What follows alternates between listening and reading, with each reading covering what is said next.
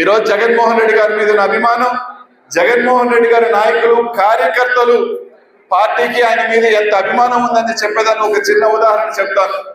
భారతదేశంలోనే ఈరోజు జగన్మోహన్ రెడ్డి గారు 2029 దాకా తీసుకుంటే ఈ 20 సంవత్సరాలు దాదాపు అంటే 19 సంవత్సరాలు తీసుకుంటే 3 సార్లు మనం ప్రతిపక్షంలో ఉన్నాం. కేవలం 5 సంవత్సరాలు మాత్రమే అధికారంలో ఉన్నాం. 15 సంవత్సరాలు జగన్మోహన్ రెడ్డి కోసం ప్రతిపక్షంలో ఉండి కొట్లాడుతూ ఆయన మీద అభిమానం ఉంది అంటే నాకు తెలిసి భారతదేశంలో ఇట్లాగే ఏ పార్టీకి కూడా ఇంత సుదీర్ఘంగా ఒక నాయకుడి మీద అభిమానంతో ఉన్న పార్టీ ఎక్కడా లేదు. బలం చేసుకోవాలా, కార్యకర్తని ఏ విధంగా కాపాడుకోవాలని దాంతో ఈరోజు ఈ కార్యక్రమాన్ని రూపొందించుకోవడం జరిగింది. ఈరోజు ఒకటే చెప్తా ఉన్నాం, ఖచ్చితంగా 2029లో మళ్ళీ మనం వైఎస్ఆర్ కాంగ్రెస్ పార్టీ జెండా ఎగిరైపోతా ఉంది. జగన్మోహన్ రెడ్డి గారు ముఖ్యమంత్రి అవబోతా ఉన్నారు.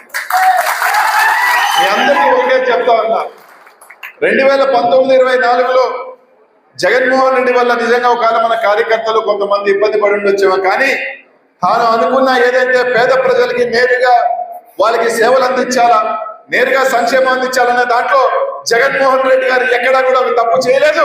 ఏదైతే నమ్మిన ప్రకారం నేరుగా అందించిన ఘనత జగన్మోహన్ రెడ్డి గారికి దక్కింది.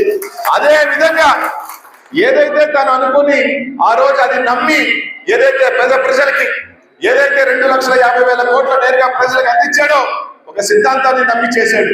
ఈ రోజు జగన్మోహన్ రెడ్డి గారు ఒక బలమైన సిద్ధాంతం పెట్టుకున్నాడు.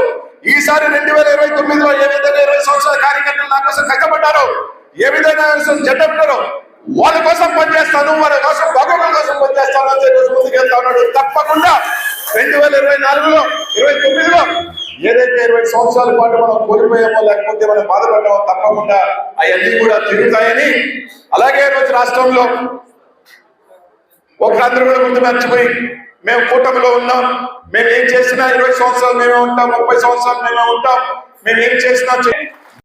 ఈరోజు జగన్మోహన్ రెడ్డి గారి మీద ఉన్న అభిమానం, జగన్మోహన్ రెడ్డి గారి నాయకులు కార్యకర్తలు పార్టీకి ఆయన మీద ఎంత అభిమానం ఉందని చెప్పేదాన్ని ఒక చిన్న ఉదాహరణ చెప్తాను. భారతదేశంలోనే ఈరోజు జగన్మోహన్ రెడ్డి గారు 2029 దాకా తీసుకుంటే ఈ 20 సంవత్సరాలు దాదాపు అంటే 19 సంవత్సరాలు తీసుకుంటే 3 సార్లు మనం ప్రతిపక్షంలో ఉన్నాం. కేవలం 5 సంవత్సరాలు మాత్రమే అధికారంలో ఉన్నాం.